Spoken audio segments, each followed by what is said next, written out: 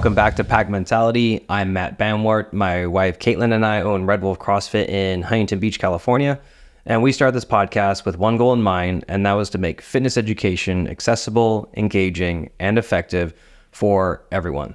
Today, Caitlin and I are going to talk about the Trinity of success in fitness. And there are three things that are the most fundamental aspects of program design, which we'll be discussing today. And we're going to take you behind the scenes on how we lay the foundation of all of our training programs, from group classes to one-on-one clients, because we do everything custom based on the individual or based on what we need to work on as a whole. And we're going to end the podcast with what our critiques are of the fitness industry's approach to program design. So let's get right into it. So just for context, just so you know that I can actually speak on this, is that I have spent the last 17 years full-time in the fitness industry. I've taken a lot of certifications, which I won't get into, and a lot of program design courses. And I spent the last 12 years owning a gym and helping over 2,000 people achieve their fitness goals, with about 500 of those being on a one-on-one basis. So I know it sounds like I'm tooting my horn, but I just want to give context that I actually have authority on speaking on this, and I do have a little bit of credibility. Yeah, I would say so. So let's quickly define the terms, and then we'll get right into it. So the holy trinity of program design, this is what we lay the foundation with. Now, if you don't balance these three correctly, you're going to have a terrible training program, and it's not going to be as effective. And I think a lot of coaches or trainers out there don't even know what this is, but the first one is volume. So volume is the total amount of work done. So reps, sets, and load, and that can be done volume can either be over a course of a training session or over the course of a week or an entire training cycle. Intensity is how hard you're working. And I think we all know this one. It's just often measured by max capacity in that training cycle or in that session. And then finally, frequency, which is how often you're performing a workout or exercise. So Caitlin, welcome to the show. Thanks for joining me. Thank you for having me on this one. So let's kind of go a little bit more into volume, intensity, and frequency. So what's your take on volume, and what is an often overlooked thing that people kind of maybe get wrong about volume when they're training? Well, I guess the obvious one is that the amount of reps needed, I think, is usually misjudged. Most people think 10 reps are fine, but in reality, you need, I think we've done this before, but the rule of 100, right? At least 100 reps. So the number one thing I see most is that people don't have a sense of how long or how much it's going to take in order to see improvement. And then also, it always happens when I tell someone, oh, why don't you just do 50 reps? And they're like, 50? Like, it's always shocking.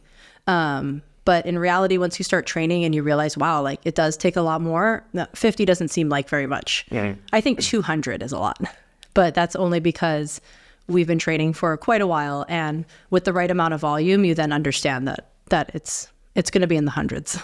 Yeah, I think volume is something that's grossly underestimated, because without volume, you cannot lay a base.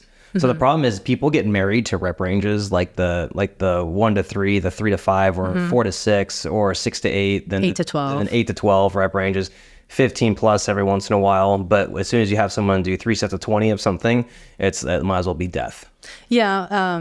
But going off a little bit here, but it would also matter on intensity too, but that's going to be what we talk about later, right? Because you could do 3 sets of 20 really light, easily, but what matters then is the next step. But as far as volume goes, people need to be more comfortable with doing a set exercise all in a row too, not taking breaks. I think that happens a lot too, and I see that in workouts, is people take these frequent breaks and they're unwilling to push themselves past those comfortable limits, right? Which is 5 to 10. Yeah, 100%. And also, it's important to remember that volume, intensity, and frequency, all these are relative to the individual, which is why it's so important to have a coach, because what may be volume for you is not volume for someone else. So for example, like you take a marathon runner who can run a 3-hour marathon, and you have them do Helen, 3 rounds, 400-meter run, 21 swings, 12 pull-ups. They might struggle on the swings and the pull-ups, maybe. But for them, 400 meters is not high volume. Yeah. You take someone who's been sedentary their whole lives, and 3 rounds of 400 meters might as well be a marathon to them. Yes. So it's important to remember that this is why coaching, having a custom program built for you, or at least having some level of input from an expert is very important for your fitness, because what may be volume, intensity, or frequency for someone else will not be the exact same for you. And this is why people respond differently to other training programs. And I will go on a rant later about cookie cutter training programs, but I'm not going to do that now. Yeah, no, I totally agree. People definitely need a coach and somebody to guide them and push them a little bit, and also to pull them back too, because I mean, we see it all the time, people taking on way too much volume at once as well, right? And then they get hurt. Yeah. Because the volume's not appropriate. Exactly. Or there's a progression to volume, just like anything else. Yes. And you should always, I love, in my training at least, doing a couple hard sets, but then always chasing it with a lot of volume of something very easy to me. Right. So like, for example, if I was doing handstand push-ups, I would chase that with a lot of pike push-ups or just a strict overhead press or something like on a down scale from it after, in order to get more volume on something that I'm trying to increase. 100%. Awesome. I love that. That makes sense. And that's why we kind of see that in our CrossFit training program, and for our group classes, we see that a lot. So let's kind of move on to intensity now. So intensity is something that I think everyone thinks they have to have right off the bat. It's what CrossFit is known for. It's what turns a lot of people off about CrossFit in the first place. But again, intensity is relative. And I think people think that intensity means 1,000% effort, when intensity can be at different levels. Yeah, there's different ways to intensify a movement or a workout. And it's not always, and the first thing people do is increase weight. They're like, okay, I'm going to go heavier. And it's like, no.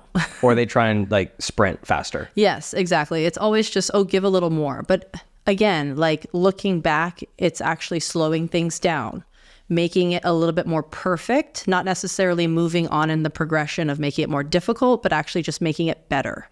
And I think once people start doing that, their fitness starts to escalate not only up, but faster. Yeah. And, a good example of this is tempo for intensity, because tempo, like we're actually using less weight, but if you do if you just do a 5 sets of 5 back squat with no tempo at 225, for your average guy at our gym, that's not going to be super tough. But you do 5 sets of 5 at 225 with a 5-second tempo down, suddenly that same weight becomes more intense, even though you're actually moving slower. Right. And simply because you're holding it for a longer period of time. You're just changing the stimulus. Exactly. And changing the stimulus is important in order to see growth, because human bodies, we're constantly adapting. And that's kind of what sucks about being human, in a sense, is that you're always, like, your body is getting better as long as you're pushing it in that direction. So you always need to change the stimulus, and that's not always by just going up. Yeah.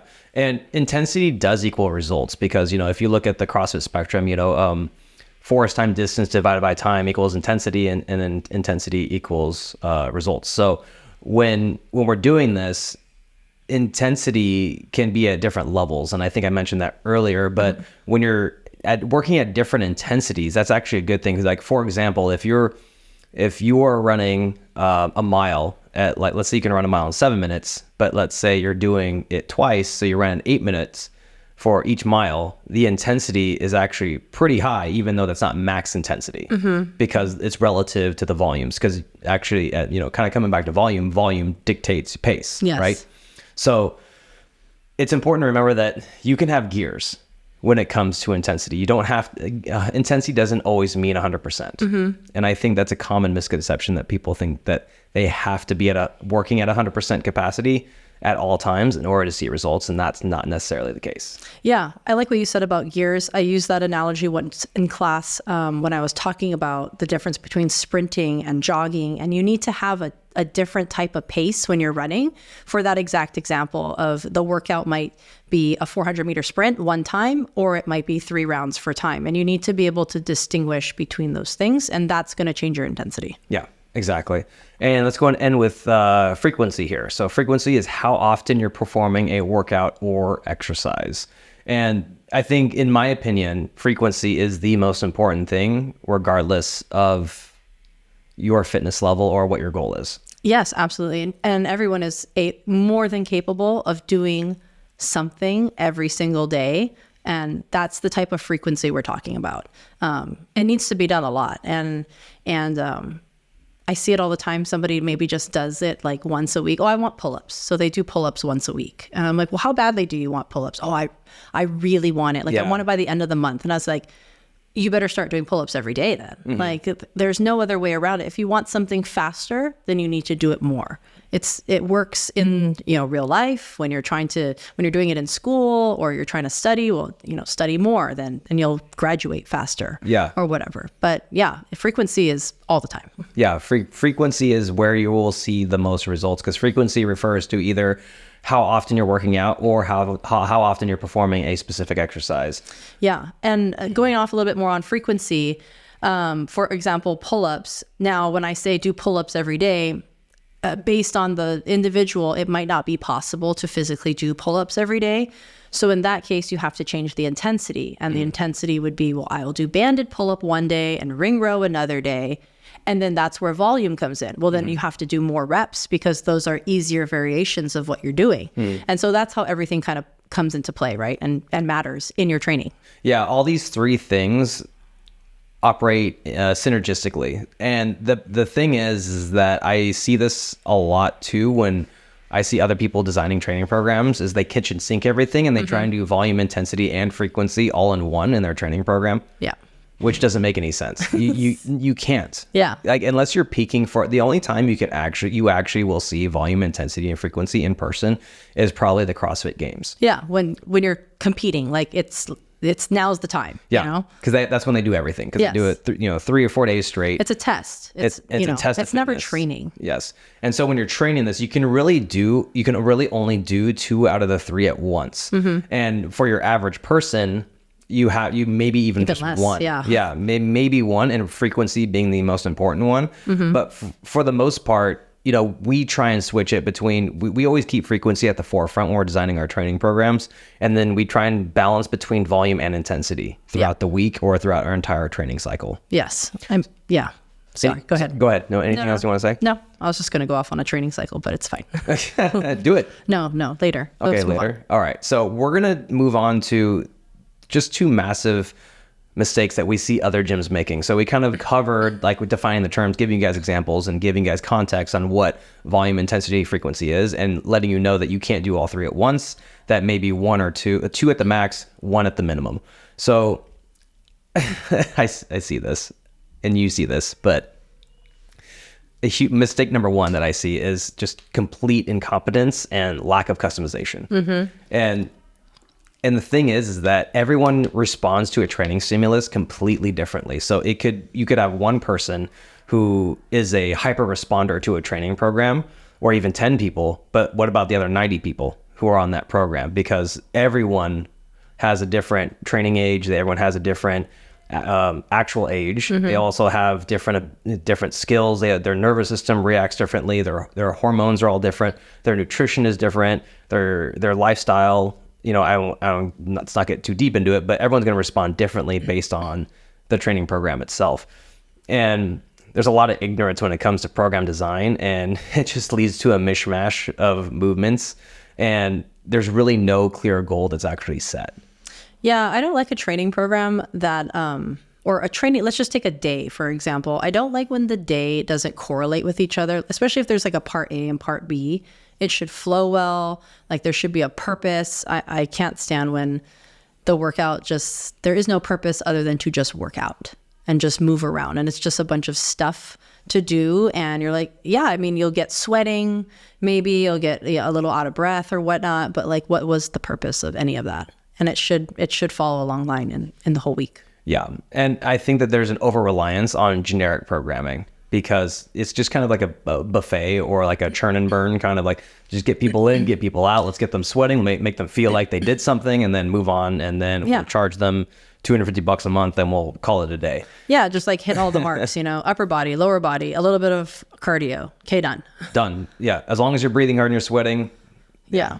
Yeah. There should be a point. There should be some overload. There should be a deload. Like, there's a point. We're not meant to just kind of do this plateau workout. There should be phases, just like anything else. Anything you train for, anything you do in life, not just in the gym, but like, I don't know, just just when you have goals and whatnot, you have these ups and downs, peaks and valleys, and that's the same thing with the training cycle. Yeah, exactly. And keeps you from burnout too, because it adds variety. You can change from intensity to frequency to volume. You can change up the movements. You can change up your training cycles. You can do deload weeks. You can do reload weeks. You can peak for something. And also what makes it fun. Yeah. Because it's not boring. Yeah, because if you just constantly do the same thing, it's going to lead to either mental burnout or you're just going to stagnate.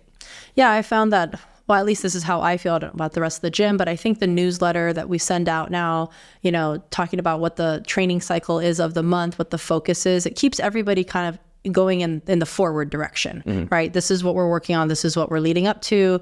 And then it doesn't, again, get boring and it's constantly changing, but it all flows together. Like at least 2-3 months out, you can kind of see that progression coming along.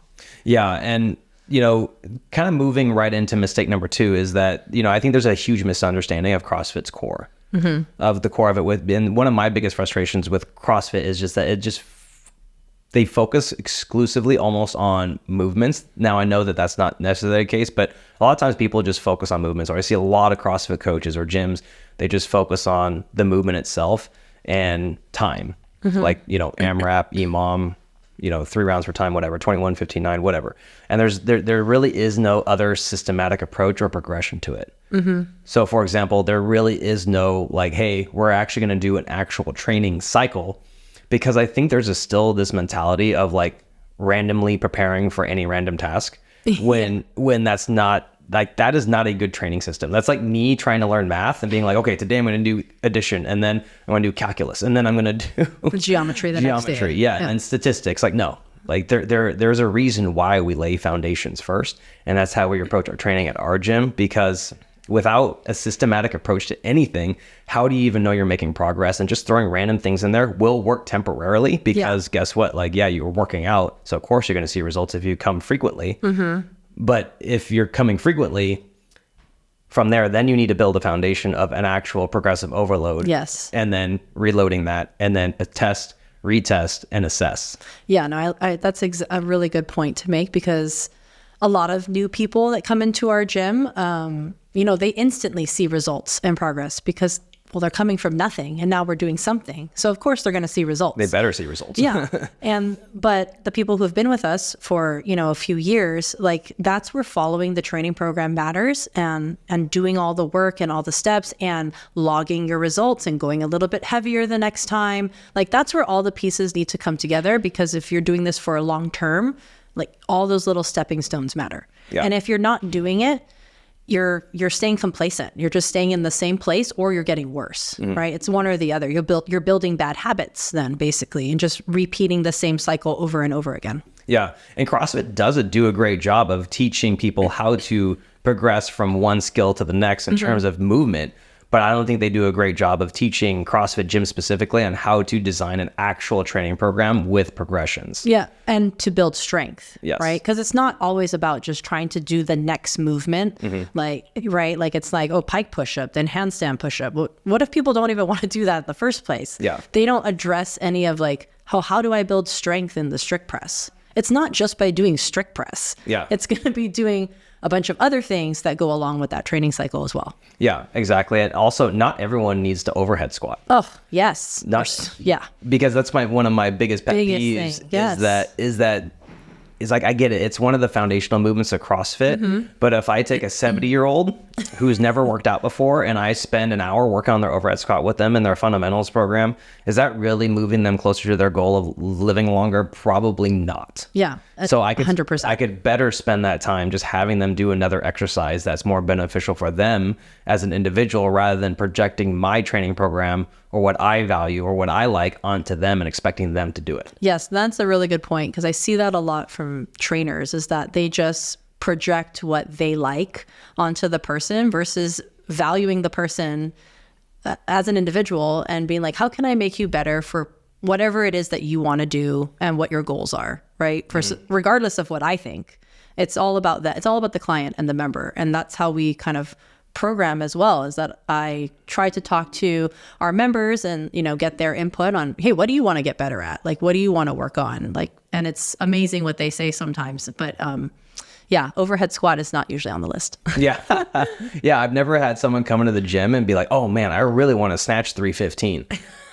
Like every single person comes to me and they want to like, oh, I want to, I want to live longer. I want to be healthy. Yes. I want to be injury free. I want to look better. I want to be more toned. I want to lose fat. I want to gain muscle. I'm like, okay, well then we will design a program for that. Honestly, nobody says they want to do anything other than that. Like nobody wants to be like, oh, I want to back squat better. Or none of that. Yeah. It's all about how do I just get more in shape looking and I don't feel like dying all the time. Yeah, exactly. And well, I mean, that's why we take a different approach to CrossFit at our gym specifically, because that's one of the best things that my coach taught me when I was going through all my learning, my program design and all the science behind it was that, he told me, he's like, Matt, we design training programs that revolve around the client and getting them from point A to point B. Mm-hmm. We don't project what we like or our preferences onto them, because at the end of the day, getting them results is what our job is. Yeah. And that was one of the best pieces of advice I ever got. And that's how I approach all my training now, because I have one-on-one clients who don't do quote unquote traditional CrossFit. Mm-hmm. Do they do CrossFit style workouts? Yeah, absolutely. But am I killing them every time? Are we doing Fran? No. Are we doing thrusters and pull-ups? They pull-ups? don't need to do stuff like that. No, we incorporate a lot of bodybuilding, a lot of tempo work, single arm rows. We do tricep extensions and bicep curls. We do stuff that you probably wouldn't normally see in a traditional CrossFit gym, because for their goals and for frequency, intensity, and volume, that is what's going to work best for them for their individual needs. And that at the end of the day, that's the only thing that matters. 100%. I mean, in reality, I'm going to go ahead and say probably 90 plus, like 90% of the people at our gym or anybody we work with in the past few years don't need traditional CrossFit at all. Like they can do CrossFit style workouts, but in reality, they need slower paced workouts, more volume for sure, doing more frequency like you said, but intensity actually needs to be a little bit lower because everyone's stress level is so high. Yeah, the cortisol. Their cortisol is so high already, they will get nothing out of intense CrossFit workouts all the time. So I think definitely in the last year, we've kind of changed our training program into kind of that and allowing people to do more reps and sets and I guess bodybuilding style workouts with a little bit of a CrossFit twist to it to keep it authentic. And I think people really like that. Yeah. CrossFit isn't defined by CrossFit is really just defined as increased work capacity over broad time and mobile domains. It doesn't really matter how you do it. Mm-hmm. So, is it CrossFit? By definition, yes, I'm constantly varied functional movement at high intensity, and intensity being relative to the individual. And I think that's one thing that makes us a little bit different is that I think that everyone thinks that there's a standardized version of intensity when intensity can be customized. Yeah, absolutely. Yeah. And so, just kind of wrapping things up in this kind of segment of the podcast was that two massive mistakes that we see other gyms make is that just complete incompetence and ignorance. They just don't know it about, frequency, intensity, and volume. There's lack of customization, and there's also a misunderstanding of CrossFit's core. And, I believe in this day and age in 2024 at the time of this recording is that, there's a necessity of creating, workouts that adapt to a diverse need of gym members rather than just sticking to a one size fits all model. Mm-hmm. The one size fits all model works for the absolute beginner, like somebody who's going from the couch to the gym. Like a generic program might work. But if you're somebody who's now looking for more and working out more than more than a year, you're going to need customized program, like something more designed and tailored for you, because cookie cutter training programs are all the same. And trust us, we've bought them before. I've seen them all. And I'm shocked, honestly, that they're all just boring old workouts, like nothing special about them. Yeah. And that can only go so far. Yeah. And a lot of times, especially with the CrossFit training programs that you can purchase, even for your affiliate or for, they highly lack any kind of approach to balancing intensity, frequency, and volume. Yeah. It's just workouts after workout, workout after workout. Yeah. After this combination, random after that test here, it's just, it's a mess. It's not cohesive. So let's kind of go a little bit deeper into what our approach is in terms of a personalized aspect. So let's kind of go over the importance of customizing, why we customize workouts in the first place, and how we actually offer 4 different versions of our main workout based on goals, ability, training age, actual age, and stress levels. Yeah, we started doing this, I don't know, maybe 2020. We started actually really honing in on writing different variations of the daily workout. And I found that it actually increased attendance at the gym, number one, because people were then able to see what the next option was. For example, if I came in and it was like the workout was Amanda, right, with snatches and ring muscle ups, and I couldn't do either, more likely I would stay home and I would skip that workout. But if I saw like the variation, and we call it fitness plus is, the next tier down, and then fitness would be after that. If I saw like the next variation was something more realistic, like dumbbell snatches and some banded pull-ups, I'd be like, oh, yeah, I could do that probably. And then I would come in and do it. So writing it out that way really helped our gym members. And that's kind of why we started doing it. And having that customized ability helps people make their workout better. They have more fun with it. They can push themselves in certain areas. And it's usually the areas they like most. Yeah.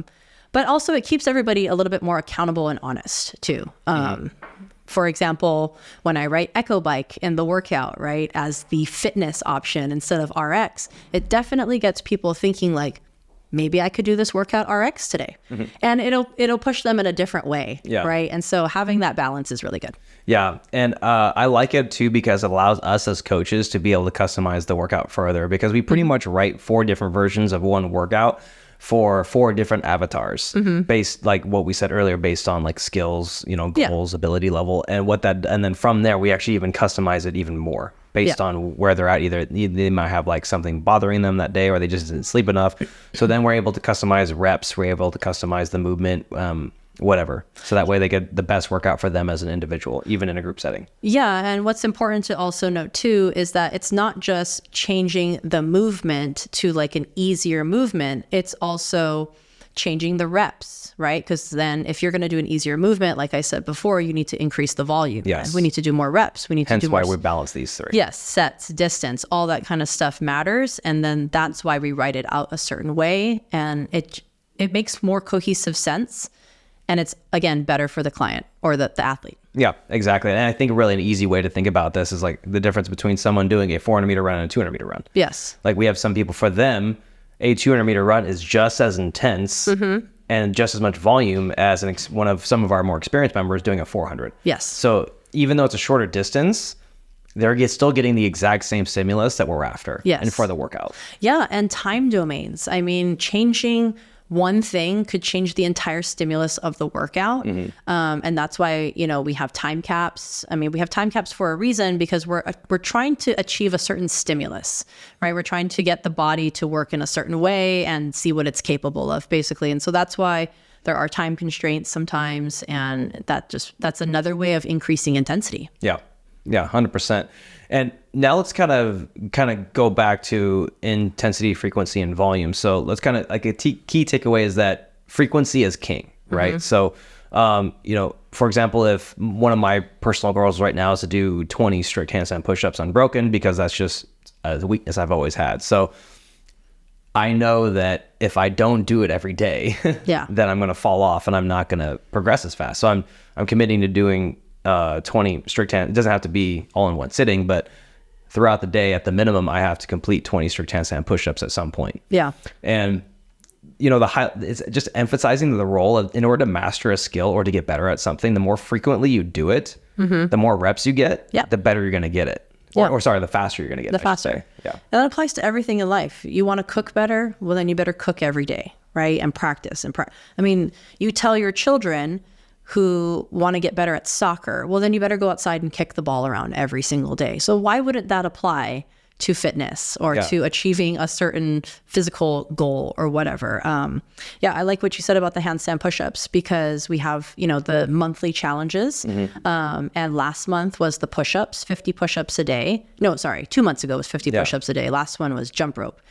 And every time we have these challenges, we have some individuals who do them every day, and they all see huge improvement. I have not had somebody do it every day and not get better. Yeah. Like that's just not a possibility. Yeah. And thank you for bringing that up, because case in point, Margaret, for the strict pull-up challenge, started with only one And then now she can do 5. Yesterday she did 5 strict pull-ups. like unbroken. Yeah. And so even though people are going to think, oh, I'm going to be too tired to do it every day. No, trust me, like you're not going to be that. Again, you can change the intensity and do a different variation, but it's the act of doing the action and putting in that effort, that concentrate, all those things matter in the long term, because the volume accumulated long term is going to get you there faster than if you just did it 1 and then 3 days later 2. Like it's just going to take too long.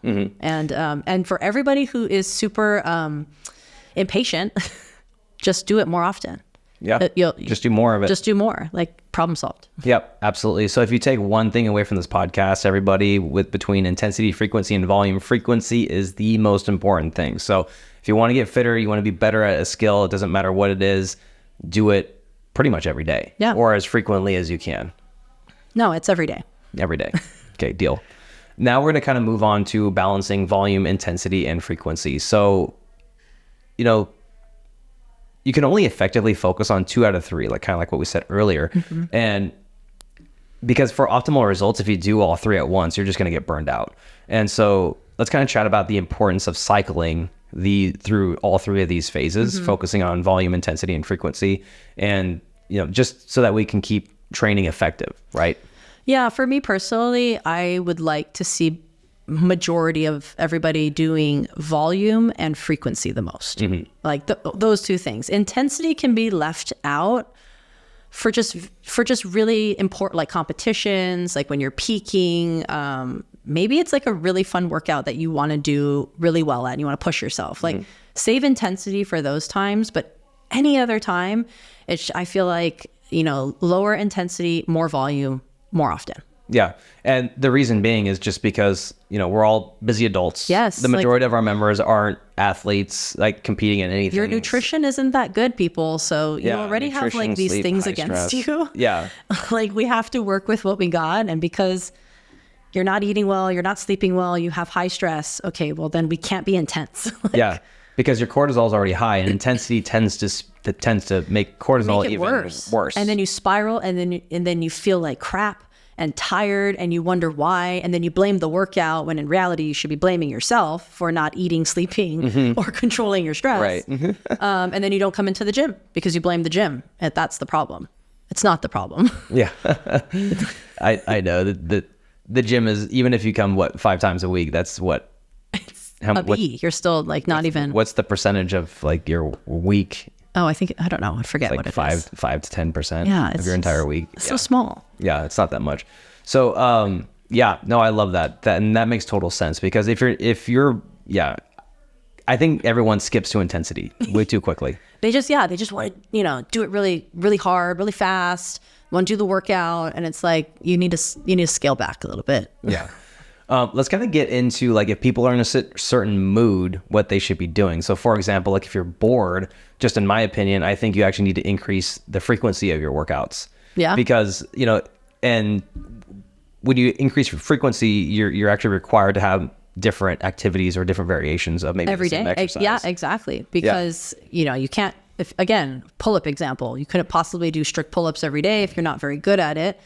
So then, you're constantly changing up the movement and the volume of it, and that kind of makes it fun, a little bit more challenging. Yeah. And I will make a case for intensity here, because I think if you're feeling unmotivated, like let's say your cortisol isn't that high, but you're just kind of feeling unmotivated, I actually think intensity, boosting that intensity can actually kind of wake you up a little bit. And high intensity sessions which are short can be kind of control some of that cortisol spike, and making them, that getting that endorphin rush after a workout might actually reignite your drive. So that's the only time maybe I would add intensity to it, because people tell me all the time that they're unmotivated. And sometimes when I'm unmotivated and I kind of just get in like a very intense short workout, suddenly like I'm like awake again. Yeah. And I'm ready to go again. Yeah, you need to feel, I think, success in the gym in order to get motivated. So whatever that means to you. But like you said, I mean, for me personally, people think they're working hard. You could work harder, right? And you could like increase the intensity there too. And so I think that's one way of kind of getting remotivated back again. Yeah. Yeah. That's a tough one, because you have to kind of dig deeper into what is actually holding you back from motivation. For sure. Like everyone says they're like the other day when I asked the question on Instagram, majority of the people responded with what they're lacking most or what's holding them back from getting their goals. And majority answered motivation.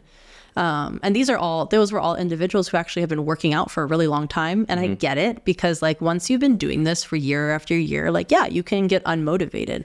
But that's where goal setting, having that growth mindset is super important. And that comes all from within. Yeah. And there has to be a way where I wish I could give someone a cookie cutter answer to this, but there really isn't one. And you have to find a way, and it doesn't really matter how, but to find reward from just doing the activity itself. Yeah. Because I'm just like kind of thinking for myself, like, I really don't have any goals. I just get gratification just from working out, period. Yeah. Because of how it makes me feel. But I've been rewarded a lot in the past for working out because like I've won competitions. It feels good to hit PRs. Like all those things have accumulated to where I get reward mentally from just the act itself. Yeah. So you just have to, unfortunately, you're gonna have to figure out a way to find that spike to where it's just working out is rewarding just for the sake of working out. Yeah. Or you could, be like me and I want to look good. Like, I'll be honest, like I don't want to like not look good. And also I work out every day specifically because I'm like, I really want to eat. Yeah. Like I really want to eat certain foods that I really like. And I feel like if I don't work out, I cannot do those things that I want to do. So in a sense, it is my reward because if I work out, I'm able to do XYZ, whatever that is. Yeah. Right. So it's kind of like my stepping stone in order to do the other stuff. Yeah. And then finally ending with, if you are really stressed out, this is where frequency kind of comes back into play as well. I think frequencies, when you're stressed out, frequency is probably one of the best things you can do. Yeah. Getting in the gym more often. Because you need the endorphin rush, right? Because if you're really stressed out, you probably have low hormones at that point and you need to like get that back in. Yeah. If you're stressed out, taking it out in the gym is actually extremely helpful for stress relief. So if you're stressed out, just up the amount as hard as it is, try and get into the gym more often. It will help. But when you get into the gym, you cannot do an intense workout, right? So if you're stressed out, do not do high intensity because you're going to make it worse. You need to do low intensity, like bodybuilding, kind of like just slower paced workouts. You can definitely go heavy for sure. If you're able to, right? But high intensity, like Fran, that would be a bad idea. Yeah. And when we're referring to intensity, we're referring to something like very CrossFit-y intensity. Yeah. Like super high thrusters power and pull-ups. Yeah. Everyone's favorite. Yeah, because you can have an intense workout, quote unquote, by just doing like heavier weights, but just not killing yourself and having lots of rest. Exactly. So let's kind of go into how understanding these concepts will benefit our listeners. So customization leads to better results and higher satisfaction among just how you feel with the workouts themselves. And if you can take a more personalized approach to your program design and the program that you're following, not only is it going to keep you from getting bored, but you actually see results over the long term, and you'll just be happier in general. Yeah, I mean, I totally agree. I think customization is number one key. So yeah, and how will that benefit them? Simply because, like I said this before, but all of the cookie cutter training programs, they're not meant for any one individual. Like they're just written for a very generic avatar. And if you don't know the movement, if you don't have the equipment, like you're already set back in that sense. So having a customized program, tailored to either your equipment or your needs or whatever you have, like that's already setting you up for success, right? If you already are limited by something written on a pre-programmed training program, more likely than not, you're not going to do any of it. Yeah. Right. So it's important to have something written for you that you're more likely to follow and set you up for that path to success. Yeah, absolutely. Any other closing thoughts on frequency, intensity, and volume before we wrap things up?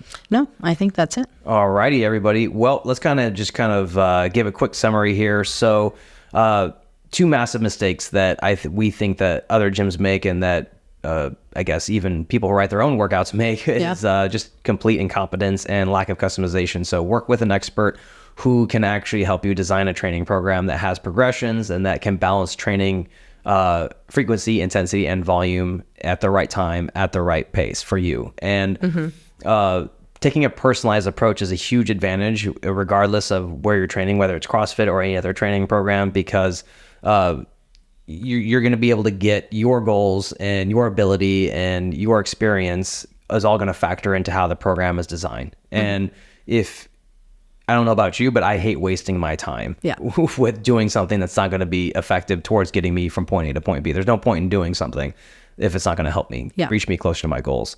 And then a huge key takeaway today, everyone, that if you're listening, is that of all these three, intensity, frequency, and volume, frequency is king. So focus on either doing something you want to get better at every day, or frequency being just how often you're coming into the gym. And I think that's really the main takeaways today. Yes, I agree. All right. Well, thank you so much for listening. If this was helpful, please leave us a 5-star review so we know to make more content just like this. Don't forget to follow us on social media at Red Wolf CrossFit, and please DM your questions or content suggestions there. We'd love to hear from you. Until next time, good luck, have fun. Nailed it.